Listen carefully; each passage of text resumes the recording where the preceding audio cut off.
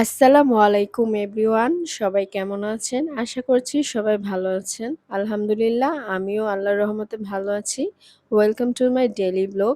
আপনাদের মাঝে আরেকটা ব্লগ নিয়ে হাজির হলাম। আজকে কি রান্না করেছিলাম সেটাই আপনাদের সাথে শেয়ার করব। আজকে আমি রান্না করেছিলাম চিংড়ি মাছ দিয়ে করলা ভাজি আর চিংড়ি মাছ দিয়ে লাউ। সেটাই আপনাদের সাথে শেয়ার করব কিভাবে রান্না করলাম। তো চলেন বন্ধুরা রেসিপিগুলো শুরু করা যাক। প্রথমে কিন্তু আমি করলা ভাজিটা বসিয়ে দিয়েছিলাম। কড়াইতে তেল গরম করে তাতে চিংড়ি মাছ দিয়ে ভেজে নিয়েছি। এরপর পেঁয়াজ কুচি আর কাঁচামরিচ কুচি অ্যাড করে দিয়েছি।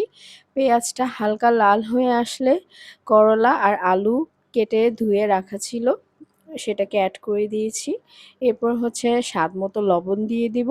এরপর পুরো ভাজিটাকে আমি তেলের মধ্যে ভেজে তৈরি করব। আমি সব রকমের ভাজিগুলো এভাবেই করে থাকি। আর আপুরা এই প্রচণ্ড গরমে করলা ভাজি খাওয়া কিন্তু শরীরের জন্য খুবই উপকারী। আপনারাও গরমের মধ্যে করলা খাওয়ার চেষ্টা করবেন। তো আমার করলা ভাজি কিন্তু আপুরা হয়ে গেছে। এখন আমি লাউটা চুলায় বসিয়ে দিলাম। কড়াই বসিয়ে দিয়ে তেল গরম দিয়ে তাতে পেঁয়াজ কুচি আর চিংড়ি মাছ দিয়ে দিলাম। এবার পেঁয়াজ ও চিংড়ি মাছ ভেজে তাতে আমি আদা রসুন বাটা ও জিরা বাটা অ্যাড করে দিব, যেটা আমি ব্লেন্ড করে নিয়েছিলাম। এরপর হচ্ছে আমি একে সব মশলাগুলো অ্যাড করব। এরপর হচ্ছে আমি কিছু আদা বাটা অ্যাড করলাম, তারপর কিছু পানি অ্যাড করলাম, আর হচ্ছে স্বাদ মতো লবণ দিয়ে দিলাম। এরপর মশলাটাকে আমি কষাবো ভালো করে। এরপর হলুদ গুঁড়ো, মরিচের গুঁড়ো, ধনিয়ার গুঁড়ো অ্যাড করব। আর বন্ধুরা, লাউ কিন্তু গরমের জন্য খুবই ভালো একটা তরকারি।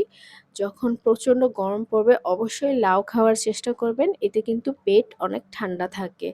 আর লাউ খেলে এমনিতেও অনেক উপকার আছে, তাই লাউ খাওয়ার চেষ্টা করবেন।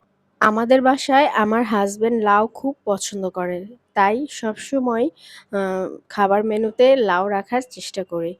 যাই হোক আপুরা, আমার মশলা কিন্তু কষিয়ে এসেছে। এরপর আমি লাউ অ্যাড করে দিচ্ছি। লাউটাকে আমি অ্যাড করে দিয়ে কিছু সময় নিয়ে কষাবো মশলার সাথে।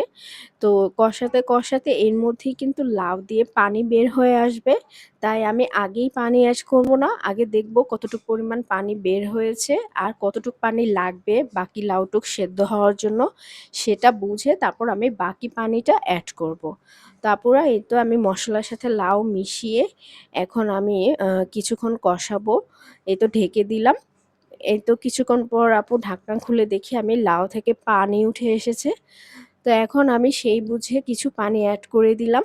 অ্যাড করে দেওয়ার পর আমি এটাকে ঢেকে দিয়েছিলাম। এখন দেখেন লাউটা আমার জাল হচ্ছে।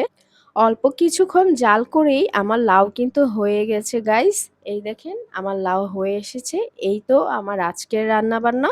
তো কেমন লেগেছে সবাই বলবেন অবশ্যই। ভালো থাকবেন। আল্লাহ হাফেজ।